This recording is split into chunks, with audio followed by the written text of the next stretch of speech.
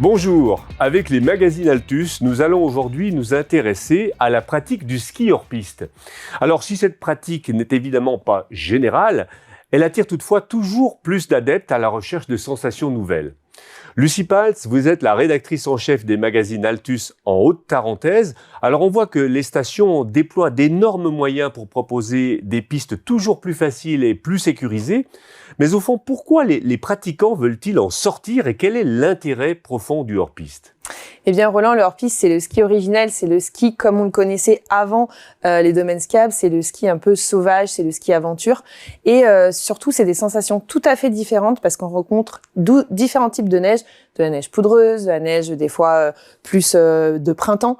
Et donc, ça procure un plaisir tout à fait différent de ce qu'on peut connaître. Donc, les gens ont envie d'expérimenter ça et c'est bien normal. Mais le hors-piste doit se faire en tout état de cause.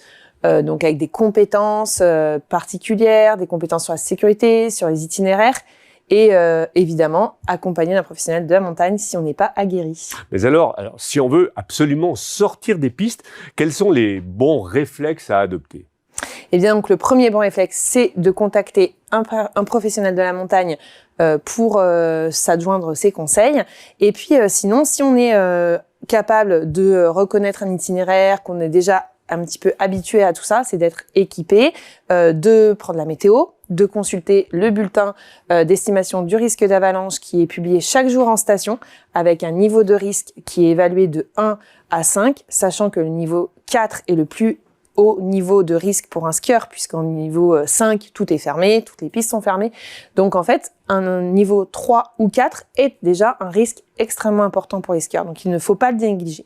Donc tout d'abord, on prend la météo, on prend le bulletin d'estimation du risque d'avalanche, on prépare son itinéraire, on part pas à l'aventure quelque part sans connaître, sans savoir où on va déboucher évidemment.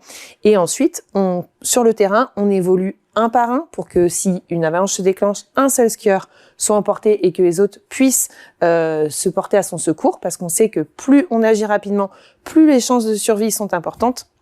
Donc il faut agir à moins d'un quart d'heure pour sortir la personne sous la neige. Donc voilà, on s'entraîne régulièrement avec du matériel de sécurité et on part toujours équipé de son DVA, sa sonde dans un sac à dos.